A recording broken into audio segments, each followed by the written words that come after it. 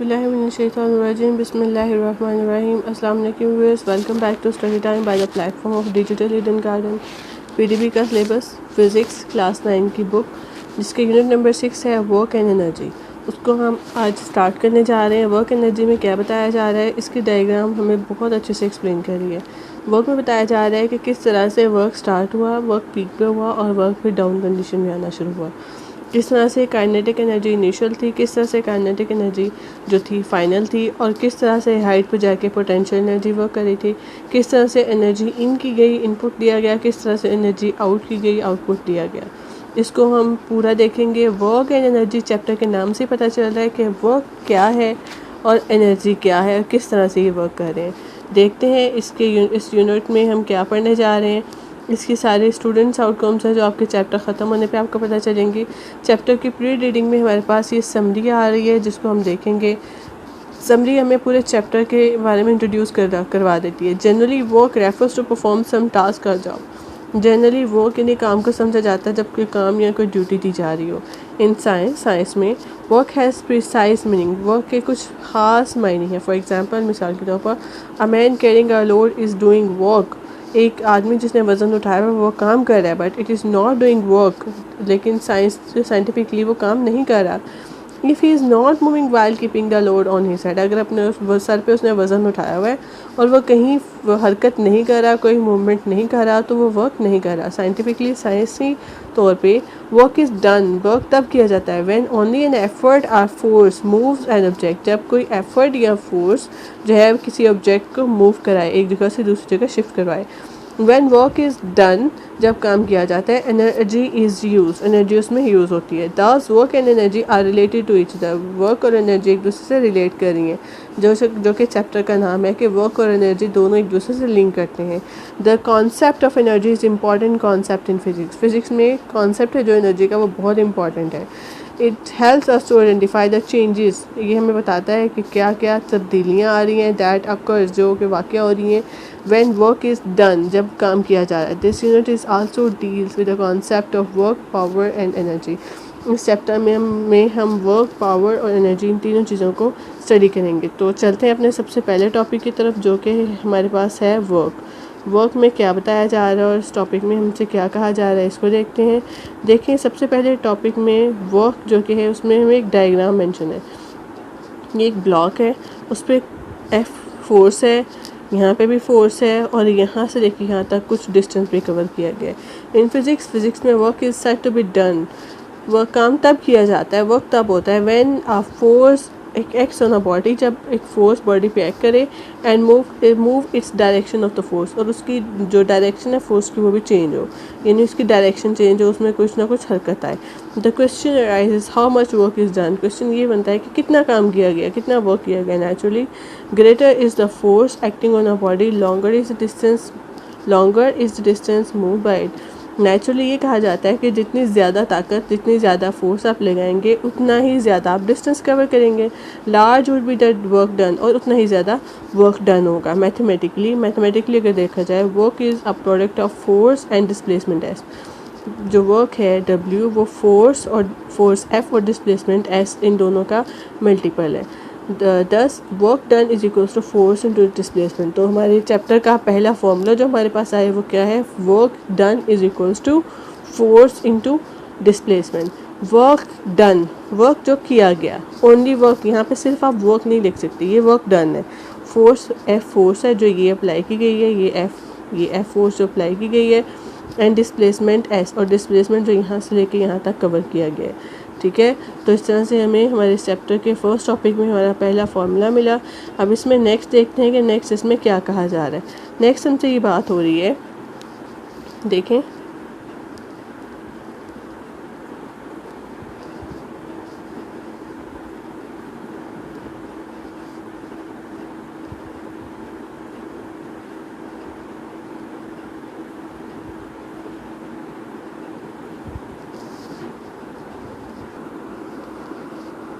Sometime force and displacement do not have the same direction, कभी कभी force और displacement दोनों की डायरेक्शन सेम नहीं होती। Such as shown the figure, जैसे कि इस फिगर में बताया गया है। यहाँ पे फोर्स हम लगा रहे हैं इस तरफ को ऊपर की तरफ, और जो डिस्प्लेसमेंट कवर होगा वो यहाँ से यहाँ पे, यानी जो डिस्प्लेसमेंट कवर हो रहा है उसकी डायरेक्शन बिल्कुल स्ट्रेट फॉरवर्ड जा रही है, हॉरिजॉन्टल जा रही है टेबल पे, लेकिन जो फोर्स हम अप्लाई कर रहे हैं वो किसी न किसी एंगल पे अप्लाई कर रहे हैं। ठीक है, लेट्स सपोज यहाँ पे इसको तो किसी थ्रेड के साथ बांधा हुआ है, किसी स्ट्रिंग के साथ बांधा हुआ है, और हम इसको यहाँ से पकड़ के खींच रहे हैं। यहाँ से पकड़ के जब हम खींचेंगे तो खींचेंगे हम इस तरफ, डायरेक्शन हमारी फोर्स की ये वाली है, ये डायरेक्शन आ रही है, लेकिन जो डिस्प्लेसमेंट कवर होगा वो ये वाला डिस्प्लेसमेंट कवर होगा, ये राइट। तो देखेंगे कि इस तरह के केस में क्या फ़र्क पड़ता है, वर्क डन क्या होता है। Here the F force is making angle theta with the surface on which the body is moved. अब यहाँ पे एंगल थीटा बना रही है फोर्स, जो कि वर्क डन किया जा रहा है उस बॉडी पे, dissolving F into its perpendicular components F X and F Y. F X और एफ वाई को जब हम इसके परपेंडिकुलर कंपोनेंट्स में सॉल्व करेंगे तो हमारा परपेंडिकुलर कंपोनेंट जो है F x is equal to F cos theta और F Y is equal to F sine theta आएंगे। और इसके बाद जब हम इन दोनों की वैल्यूज़ को पुट करेंगे तो देखते हैं कि किस तरह से ये दोनों काम कर रही हैं। उन दोनों के केस में, in case when force and displacement are not parallel, जब फोर्स और डिस्प्लेसमेंट, जो फोर्स अप्लाई की जा रही है, जो डिस्प्लेसमेंट कवर किया जा रहा है, वो दोनों पैरेलल ना हो और एक्स एक्सिस पे एफ एक्स कंपोनेंट पे काम कर रहे हो, parallel to F x surface caused by the body move to the surface and not the y component F y, और एफ वाई कंपोनेंट उस पर कोई वर्क ना कर रहा हो, तो work done is equal to F x s है, F x is equal to F cos theta s, और ये एफ ऐसे मल्टीप्लाई हो जाएगा कॉस थीटा। यानी उस केस में जब आपकी डिस्प्लेसमेंट और आपके अप्लाई की जाने वाली फोर्स दोनों की डायरेक्शन डिफरेंट होंगी, तो उस केस में वर्क डन जो है वो एफ एस कॉस थीटा होगा। Work is done when the force acting on a body displaces in the direction of a force. जब वर्क डन किया जाएगा किसी एंगल से, किसी थीटा से, और फिर बॉडी भी उसी डायरेक्शन में कोई फोर्स जो है वो वर्क जो डिस्प्लेसमेंट है वो कवर करेगी। Work is scalar quantity, work scalar quantity है। It depends on the forces acting on a body, ये फोर्स पे डिपेंड करती है जो कि बॉडी पे एक्ट कर रही है। Displacement of a body and the angle between them, displacement body का और एंगल उन दोनों के दरमियान। यूनिट ऑफ वर्क वो हमारे पास आ रहा है, आप देखते हैं कि यूनिट ऑफ वर्क क्या है। Unit of work SI, unit of the work is जॉल। SI unit of the work is joule, and it is defined as the amount of work is 1 joule when the amount of work is 1 joule when force of 1 newton displaces a body through 1 meter in the direction of force. The amount of work काम किए जाने वाले काम की मिकदार 1 joule है, ये 1 J है। When a force 1 Newton, जब वो 1 न्यूटन की फोर्स 1 मीटर तक का डिस्प्लेसमेंट कवर करवा दे, राइट। तो जूल के कुछ बिगर यूनिट्स भी हैं, 1 किलो जूल जो कि 1000 जूल है, जिसे 10⁻³ जूल भी कहा जाता है, और मेगा जूल जिसे 10 लाख जूल यानी कि 10⁻6 जूल भी कहा जा रहा है। तो ये इसके 2 बिगर यूनिट्स बताए हैं। अब नेक्स्ट देखते हैं कि हमें एग्जांपल में क्या बताया जा रहा है, कि हमसे पूछा जा रहा है। हमारे पास एग्जांपल नंबर 1 आई है जिसमें हमसे ये पूछा जा रहा है, a girl carries 10 kg bag upstairs. एक लड़की 10 किलो का बैग स्टेयर से ऊपर लेके जा रही है, टू हाइट ऑफ 18 स्टेप्स, 18 सीढ़ियों से, ईच 20 सेंटीमीटर हाई, और हर सीढ़ी की हाइट जो है वो 20 सेंटीमीटर है। Calculate the amount of work done की जो अमाउंट है वो फाइंड आउट करें। She has done to carry the bag, जिससे जितना के वर्क उसको उस बैग को कैरी करने में लगा।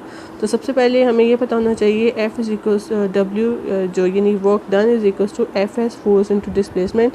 Mess of bag is 10 kg, तो वेट जो है उसका वो mg होगा, 10 × 10 kg जो मैस है, और 10 जो g है ग्रेविटेशनल एक्सेलरेशन, 100 न्यूटन फोर्स, यानी W is equals to F and F is equals to mg, यानी जो फोर्स जो लगाई जा रही है वो 100 न्यूटन की है। अब फोर्सों में पता चल गया, अब हमें S डिस्टेंस फाइंड आउट करना है। फोर्स तो हमारे पास आ गई कि किस तरह से 100 न्यूटन की फ़ोर्स है, लेकिन अब हमें देखना है कि जो डिस्टेंस है वो किस तरह से आएगा। 100 न्यूटन फोर्स तो हमें पता चल गई। अब देखें यहाँ पे कैसे बताया जा रहा है।